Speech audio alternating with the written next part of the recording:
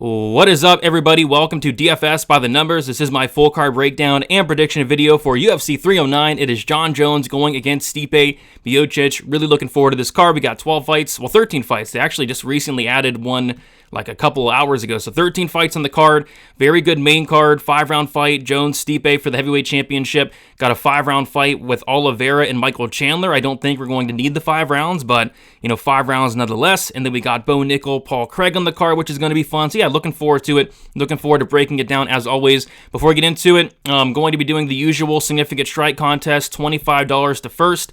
To enter the contest, like the video, subscribe to the channel, and comment down how many significant strikes you think that Jon Jones and Stipe Miocic are going to combine for. Again, $25 to first place. If there's a tie, the tiebreaker goes to the person that commented first. And since this is a big card, you're going to be doing an extra giveaway, and this is with Prize Picks here. If you guys go to Prize Picks, use code DFSBTN, you'll get $50 instantly when you play your first $5 lineup, whether the lineup wins or loses. And not only that, you're going to be entered into the giveaway for this week. I'm going to take every name that signs up this week using the code DFSBTN, and I'm going to draw 3 names out of a hat, and the top 3 are going to choose between a Bo Nickal rookie card, got Paul Craig autographed shorts, and have a Stipe Miocic autographed picture there. So to enter, sign up on Prize Picks, DFSBTN, send me a screenshot that you signed up, and then I'll put you on a list, and then again, I'll draw 3 names out of a hat, and I'll be announcing the winners on the next prediction video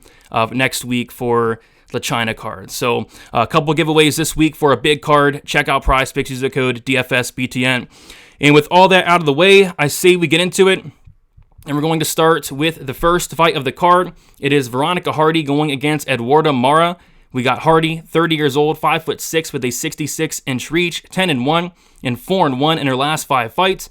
Eduarda Moura, 29 years old, 5'4", with a 64-inch reach, 9-4, and 4-1 in her last 5 fights. We'll take a look at the odds. We have Veronica Hardy opened up -150. She is currently -145, and Eduarda Moura opened up +130. She is currently +125. So yeah, right off the bat here, I'm going to be taking the underdog in Eduarda Moura. So I know there's a lot of hype starting to gain on Veronica Hardy. She's on a 3-fight winning streak. The win against Juliana Miller, she was a massive dog. She looked good there. Very close fight with Jamie Lynn Horth, and then another close-ish fight with JJ Aldrich where it was competitive. She did drop the 3rd round, but she clearly won the fight. But yeah, I mean, you're looking at Veronica Hardy, 60% takedown defense. I think Eduarda Moura can certainly give her some problems here. We see Hardy in really every fight. She's getting taken down. She's getting controlled. We saw JJ Aldrich take her down and control her in the 3rd round. We saw Jamie Lynn Horth take her down and control her. We even saw Bay Malecki back in the day take her down and control her. Pauliana took her down. Jillian Robertson, Andrea Lee, Ashley Evans Smith. I mean, everybody's really taken her down and controlled her at some point of the fight besides Juliana Miller. I'll give her that. But yeah, I don't think she has the best get-up game, and I kind of feel like if Eduarda Moura gets on top here, that might be the entire round. Of course, you got to favor the striking of Hardy, but I just feel like Moura can kind of use her physicality, get the fight down to the mat, and win minutes on top. I think it's a very close fight to kick off the card, but give me the underdog here in Eduarda Moura to win this fight by decision. Next, we have Oban Elliot going against Bassil Hafez. We got Oban Elliot, 26 years old, 6 foot with a 72-inch reach, 11-2, and 5-0 in his last 5 fights. Bassil Hafez, he is 32 years old, 5'11", with a 72-inch reach, 9-4 and 3-2 in his last 5 fights. We got Oban Elliot opened up -185. He's now -250, and Bassil Hafez opened up +160. He's currently a +210 underdog. So I do think this line's a tad too wide for my liking. I do think there's some recency bias here with Oban Elliot. But with that said, I do think Elliot looked the best he's ever had in his last fight. He was able to stuff a lot of takedowns against Preston Parsons, kind of piece him up on the feet across 15 minutes, 30-27. Pretty much across the board, I think maybe one judge scored a round for Parsons, but it was a 30-27. Really clean performance for Oban Elliot. And what it really comes down to here for me is if Oban Elliot is making improvements, which Brahimaj, yeah, he's 26 years old. You got to think he is. If he is making improvements with that takedown defense, with that striking, and if he's able to stuff takedowns here, he's going to be the better striker. Bassil Hafez, I think this guy's tough. He has a lot of heart, good, solid wrestling, good grappling as well. The cardio's iffy, but yeah, if Elliot can stuff some takedowns here, I think he absolutely is the cleaner striker. We saw Bassil Hafez go life and death with McGhee Gall on the feet, and that Gall fight was extremely close, which is not the best look in the world. So I think it all comes down to whether or not Hafez is going to be able to get takedowns or not. And judging by the Parsons fight, yeah, maybe Elliot has improved that takedown defense. But with that said, you go back not too long ago, Val Woodburn was taking this guy down. So yeah, it's one where I think the line is a little bit too wide for my liking, but I'll take Elliot to win a decision, maybe like a 29-28 decision across the board here. But I do think it's going to be a little bit closer than the line does indicate. Next, we have McGhee Gall going against Ramiz Brahimaj. We got McGhee Gall, 32 years old, 6'2" with a 74-inch reach, 7-6 and 1-4 in his last 5 fights.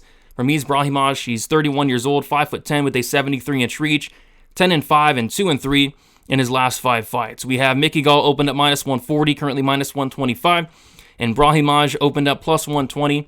He's currently +105. And yeah, this is probably the lowest level fight on the entire card by a mile. I mean, look at McGhee Gall's record, 7-6, not great. Ramiz Brahimaj, 10-5, not great. These guys have some of the worst wins you could ever imagine. Well, you know, I'll never forget the CM Punk fight with McGhee Gall, and like even Ramiz Brahimaj, some of the worst wins you could ever imagine. Michael Gilmore submitted him in the first round, submitted Sasha Palatnikov in the first round. Like all these, they're just terrible. So, but I'm looking at this fight and it's like Ramiz Brahimaj, this guy has 10 wins. All of them come by first round submission. If he's not submitting his opponent in the first round, he's losing that fight. He's 0-5 in fights where he doesn't submit his opponent in the first round. I'm thinking to myself, is he going to be able to go out there, take down McGhee Gall and submit him in the first round? And I really don't think so. You know, McGhee Gall is not Sasha Palatnikov on the mat. McGhee Gall is absolutely not Michael Gilmore on the mat. And we've been seeing with McGhee Gall, this is a guy that I think he's been training at Kill Cliff. Like, we're seeing improvements in the striking. His striking looked better than ever, really in that Morono fight, but in his last fight against Bassil Hafez, his striking looked better than ever. I think he has the better cardio here. I think he has more ways to win, but it's McGhee Gall, so it's terrifying. But yeah, I like McGhee Gall to win this fight, probably by decision. Maybe Ramiz is able to take him down early, maybe, but even then, I think McGhee Gall wins this. The longer the fight goes on, the more it favors him. And one other thing I want to mention is Ramiz Brahimaj had a massive layoff not too long ago prior to the Themba fight, because he fought Michael Gilmore in 2022. The Themba fight was back in May. And I think he had like some kind of like neck injury, like some really bad injury for Ramiz. And he showed up against Themba, and this dude looked really bad. I mean, I know it's Themba, Themba's decent, but Ramiz Brahimaj only landed 3 strikes across 15 minutes. I don't like that. If this fight's at distance, it's Gall all day. So give me Gall here. It's gross, but I'm going to take Gall here to win this fight by decision. All right, next we have Marcin Tybura going against Jhonata Diniz. We got Marcin Tybura, 39 years old, 6'3", with a 78-inch reach, 25-9, and 3-2 in his last 5 fights. Jhonata Diniz, 33 years old, 6'4", with a 79.5-inch reach, 8-0, and 5-0 in his last 5 fights. We got Tybura. He opened up as a plus 150 underdog. He's currently minus 145. Jhonata Diniz opened up minus 175. He's currently a plus 125 underdog. And this is one of those fights where, and I love fights like this, this is one of those fights where I think the winner is going to look minus 1,000. When this fight's all said and done, if you're on the Tybura side and he wins, you can be like, oh, it was so easy. If you're on the Diniz side and he wins, you can be like, oh, it's so easy. Because I feel like if Diniz is very allowed to knock out Marcin Tybura in the first round. But if Tybura gets on top here, I think he makes it look very, very, very easily. One thing I don't love about Tybura is you go back and look at a lot of his wins. Like, he's getting beat up badly until he decides to wrestle. Like the Walt Harris fight, this dude's on death's doorstep, about to get knocked out. He gets a takedown, gets on top, and gets the finish. The Greg Hardy fight, he gets beat up for about 7.5 minutes, just about, gets a takedown, and finishes easy. If Tybura has any fight IQ at all, he's going to go out there, get this fight down to the mat ASAP, and if he does that, I think he makes it look very easy here. Like, even against Tai Tuivasa, 2 fights ago. Tybura landed some big shots on the feet, cut open Tybura, I think with a nasty elbow, and then he wrestled. So I think Tybura needs to go out here and not even mess around on the feet with Diniz. If he does that, he's probably getting knocked out. So I do think Tybura absolutely has more ways to win. I do also think that he could get knocked out brutally in the first round. So in a fight that I do think could go either way, I do got to lean with Tybura here. I just think if he gets the fight down to the mat, it's a wrap. We saw Austin Lane getting the full mount at the end of the first round against Diniz. Wasn't the best look. We saw Carl Williams decide not to wrestle up until like 2 minutes left in the fight. Carl Williams got into a dominant position against Diniz, almost finished him late. So yeah, if Tybura gets on top, I think the fight's going to be over shortly after. So I'll go with that. I'll go Marcin Tybura, first round, ground and pound, maybe a sub. I'll say a first round knockout for Tybura, but I think somebody's absolutely getting served in this one. And then on Prize Picks, I do like the fight time, less on the fight time. It's set at 9.75 minutes fight time. I like the less there. I also like the under 1.5 rounds. I just think that Diniz is very, very, very live to knock out. Tybura standing, and then if Tybura gets a takedown, Diniz isn't lasting 10 minutes on the mat with Tybura on top of him. I just don't think so. So on Prize Picks, I'm liking that less on the fight time there. 9.75. Give me the less there. All right, moving on to the next fight. We got David Onama going against Roberto Romero. We got David Onama, 30 years old, 5'11", with a 74-inch reach, 12-2 and 4-1 in his last 5 fights. Roberto Romero, 24 years old, 5'8", 8-3-1 and 4-1 in his last 5 fights. David Onama he opened up minus 1,200. He's currently minus 1,100. And then we got Roberto Romero opened up plus 800, and he's currently plus 750. And I just don't know why. I don't know why the UFC does this. Like, they couldn't have found another featherweight on the roster. They couldn't have found another lightweight on the roster. David Onama maybe fight up a weight class or something. They couldn't find anybody between the weights of 145 and 155 to step in there on short notice against David Onama. Really, they couldn't find anybody. So they call Roberto Romero. I just don't get it. And they did this last week as well with Elizeu Zaleski dos Santos. Last week they gave Elizeu Zaleski dos Santos, who was that? Zachary Scroggin. Scroggin straight up quit in there. Scroggin straight up took a dive in that fight. At least with Romero, he's not going to take a dive like Scroggin did, but still he's brutally outmatched here against David Onama. Roberto Romero just has some of the worst striking defense I've ever seen. He eats punches with his face. He's very tough, but he's literally just eating flush shots left and right. And you can do that against some of these lower level guys, but against Onama, that's not going to fly. He has that AJ Cunningham type striking defense, just literally that Chris Moutinho striking defense. It's not good. He will go for takedowns. He can't push a pace. His cardio is good, but I just struggle to see him being able to take down and hold down Onama, especially across 15 minutes, especially on a couple days short notice. So obviously David Onama is a massive favorite.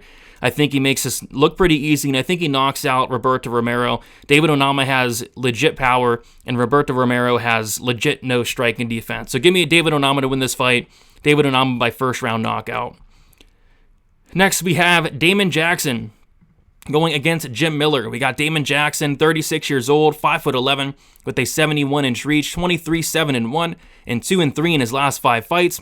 Jim Miller, 41 years old, 5'8", with a 71-inch reach, 37-18 and 3-2 in his last 5 fights. Damon Jackson is the favorite. He opened up a dog, plus 115. He's now minus 170. Jim Miller opened up minus 135. He's currently a plus 145 underdog. And yeah, fun fight here. One thing I didn't even mention, which is the big talking point of this week, is they're actually going back to the old gloves for this card. We've been having the new gloves since June, since I think UFC 301. We've had these new gloves. They're going back to the old gloves for this card, and as we know, since these new gloves have been implemented, the knockout rate has went down.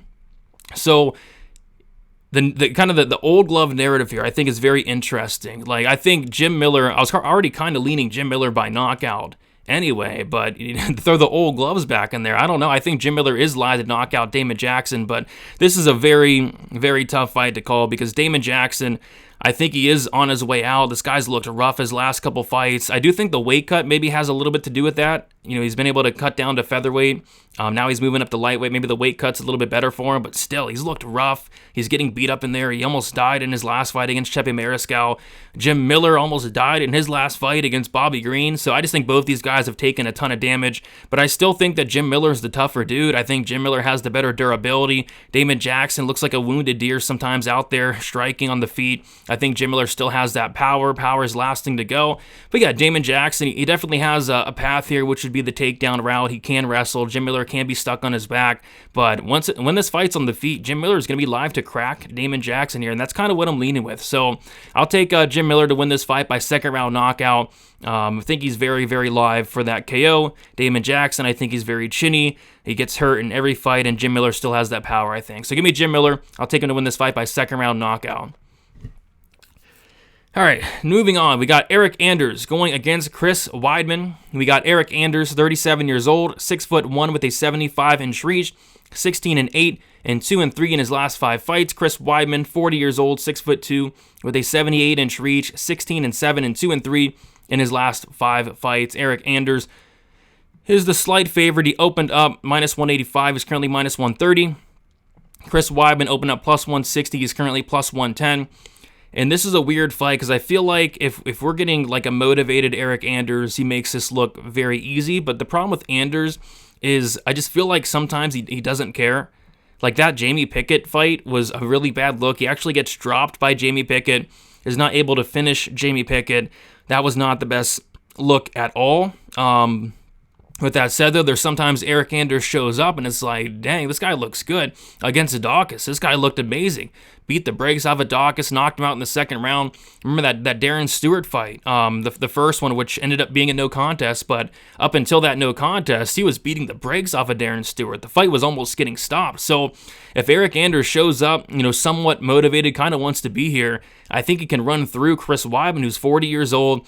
And I think we're overrating Chris Weidman's last win just a little bit against Bruno Silva. For one, he poked Bruno Silva 50 times in the eyes. And for two, Bruno Silva is the most washed fighter I think I've ever seen. And Bruno Silva even came out after his last loss saying he literally doesn't want to be in there. And you can see it in these fights with Bruno Silva. He literally doesn't want to be in there. So yes, Chris Weidman beat Bruno Silva, but that means absolutely nothing. So I think he's getting really overrated from that win. Other than that, he had that massive injury, the massive layoff. He looked awful against Brad Tavares. I don't think Chris Weidman's looked good in a very long time. So, yeah, it's got to be Anders here, but money is pouring in on Chris Weidman. And I could maybe see it, like maybe this fight does go the distance. Maybe they'll give it to Weidman, but I mean, I think Eryk Anders has the finishing upside here. I think he could easily stuff all the takedowns here, be the better striker. But yeah, it could get greasy, I suppose, but I got to go Anders here. I'm taking Anders to win this fight. Give me Anders by second round knockout. I'm hoping we get a motivated Eryk Anders here. If he is motivated, wants to be here, I think he finishes Chris Weidman in the second round. So give me Eryk Anders, second round knockout. All right, next fight, we have Marcus McGhee going against Jonathan Martinez. We got McGhee, 34 years old, 5'8", with a 69-inch reach, 9-1 and 5-0 in his last 5 fights. Jonathan Martinez, he's 30 years old, 5'8", with a 69.5-inch reach, 19-5 and 4-1 in his last 5 fights. We'll take a look at the odds. Marcus McGhee is the favorite. He opened up as a minus 110 pick'em. He's currently minus 135. Jonathan Martinez opened up as a minus 110 pick'em. He's currently plus 115. And it's an interesting matchup. I feel like Marcus McGhee's getting the step up he kind of deserves here. Since coming into the UFC on short notice, this guy's just looked unstoppable. Kind of came out of nowhere. Came in on short notice against Journey Newson. I think he was even like an underdog potentially in that fight, but looked really good in the striking, ended up club and subbing him in the second round, and then he goes out there, knocks out JP Bays, which means nothing, but he does also go out there and just beat the brakes off of Gaston Bolaños, who is a very, very talented striker. That win holds a lot of weight in my opinion, and now he's taken another step up to take on Jonathan Martinez, and I'm looking at this fight, and it's like Martinez, he's fought some good guys, he has those great leg kicks, but Marcus McGhee, I feel like, is going to be absolutely landing the harder shots. I think Marcus McGhee's the much more durable fighter. I think Martinez is a little chinny. He's been knocked out before by Davey Grant. He's been dropped, got dropped bad or hurt bad in the Jose Aldo fight. Got dropped in the Alejandro Perez fight as well. I think McGhee has the power to absolutely hurt Martinez and potentially knock him out. And then I also think Marcus McGhee has all the grappling upside in this matchup too. And I think the volume is probably in favor of McGhee as well. So yes, Martinez is a very good striker, don't get me wrong. He has those great leg kicks. I just think McGhee has a lot more ways to win this fight. I think he's more dangerous, more durable, more ways to win. So I like Marcus McGhee here. I'll take him to win this fight by knockout. I think he finishes Martinez second round knockout there.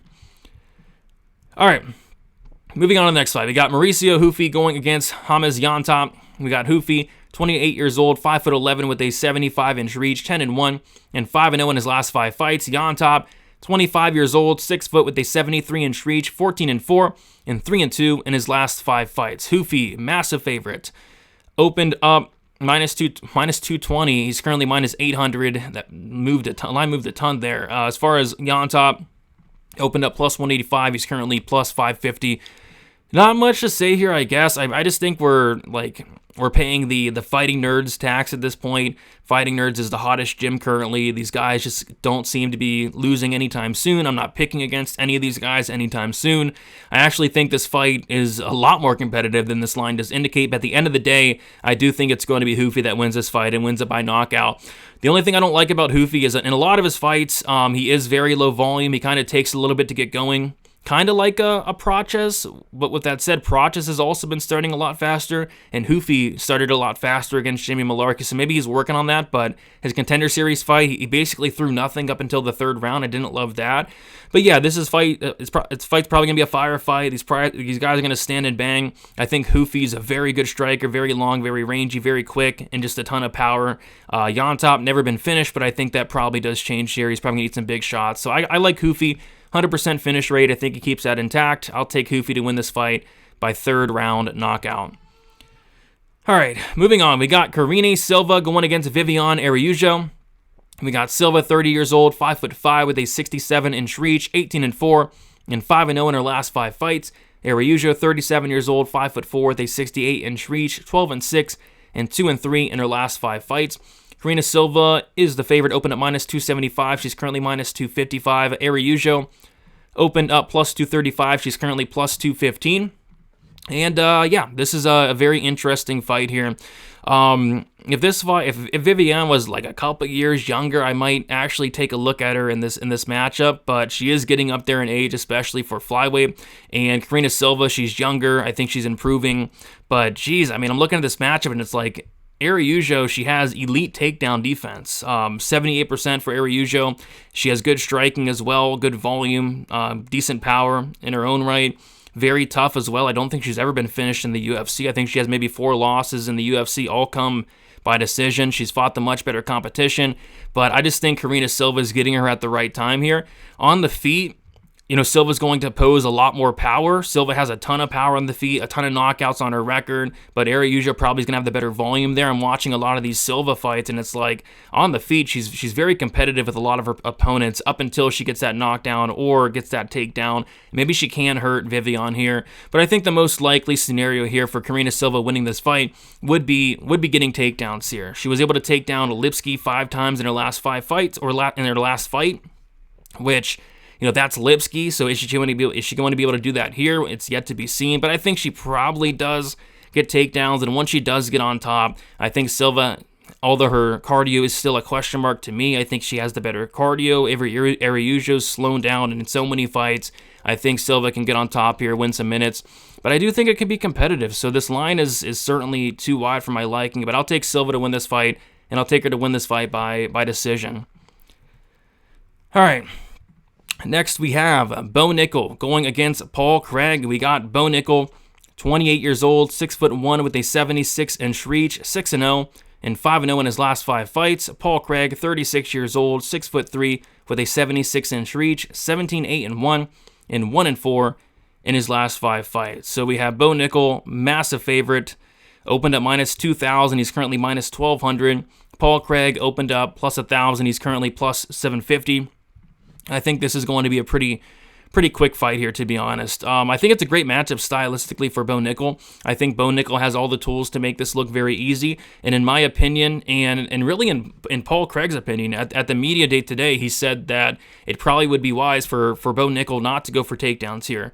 And I agree. I think the path here for Bo Nickal is literally do what Caio Borralho did, which was keep this on the feet and knock out a very chinny Paul Craig. I mean, Paul Craig's been knocked out how many times in the UFC? And Bo Nickal, we haven't seen a ton of his striking, but from what we have seen, he has quick hands and has a ton of power, and power gives Paul Craig a ton of problems. So could Bo Nickal take down Paul Craig? Yeah, he could. I mean, Paul Craig wants to be on his back, but I feel like Bo Nickal, the smart thing to do would be to keep this fight standing and on the feet. I mean, we've seen Paul Craig hurt by just really everybody on the feet. So I like Bo Nickal here. I think he wins this fight by first round knockout. I think it could even be a pretty quick one as well. I just don't think Paul Craig can take a punch. Paul Craig's getting older. Paul Craig's cutting a lot of weight. You got to imagine at middleweight. I think Bo Nickal gets a highlight reel first round knockout.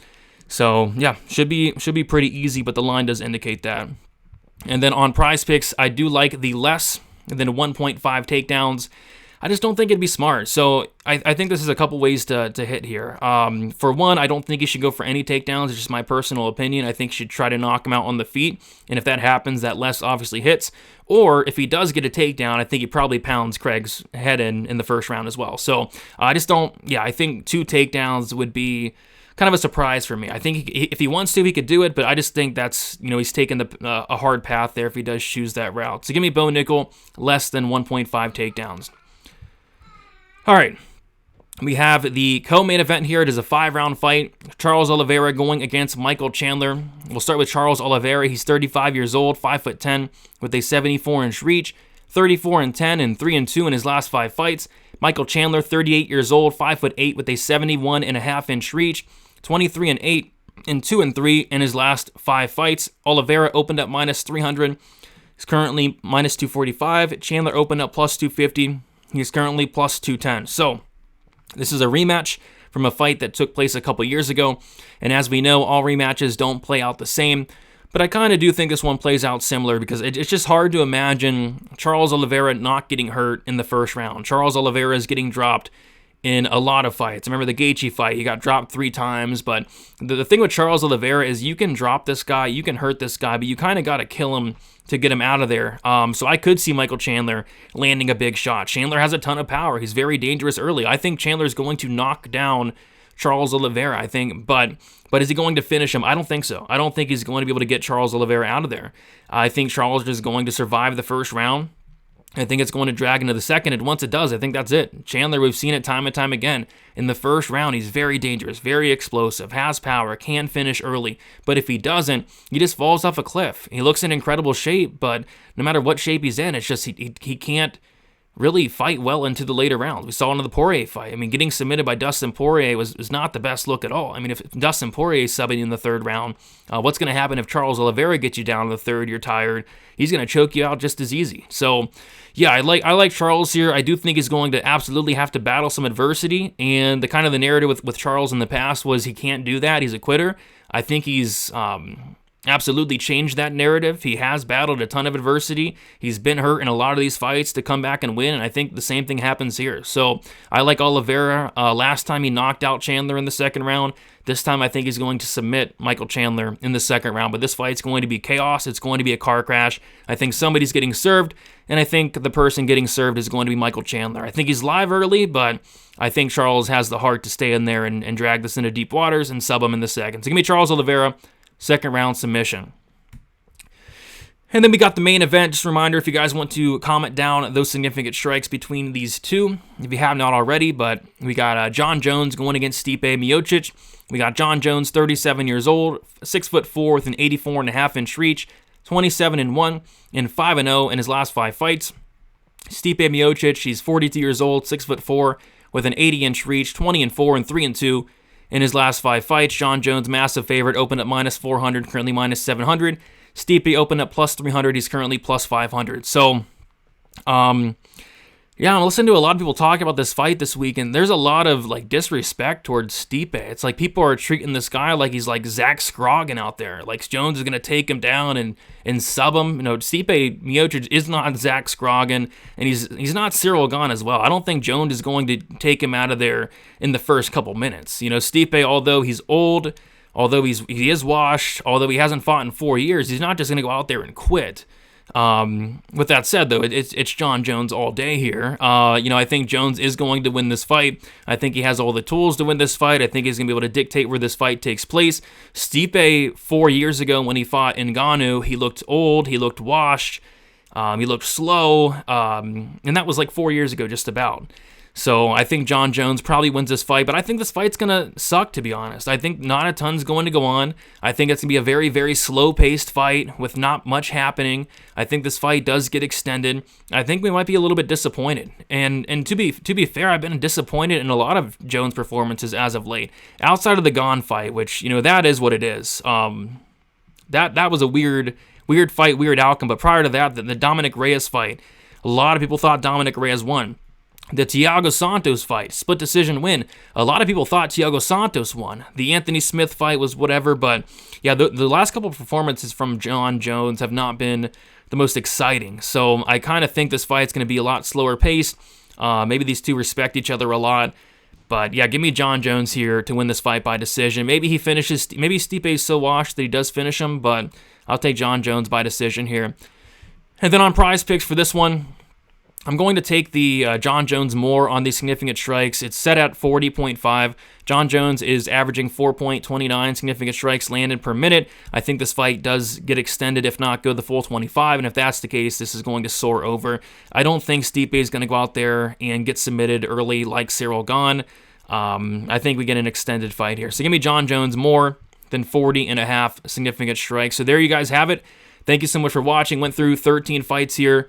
Feeling pretty good about this card. I think it's going to be a fun card as well. Do want to remind you guys to comment down those significant strikes, and also want to remind you guys about the Prize Picks giveaway. Go to Prize Picks, use that code DFSBTN, and then also take a screenshot, send it to me that you've done that on Twitter, DFS_numbers, or Instagram, DFS by the numbers. I'll put you on a list, and then the top 3 winners will get to choose between a Bo Nickal rookie card, Paul Craig autographed shorts, and then also a Stipe Miocic autographed picture there. So a couple giveaways for this big pay-per-view card here. So that's about all I got. Be on the lookout for more content throughout the week. Some live streams Friday, Saturday, betting breakdown video as well coming out. So make sure you subscribe, stay locked in, and best of luck for UFC 309. We'll talk to you guys later. See you.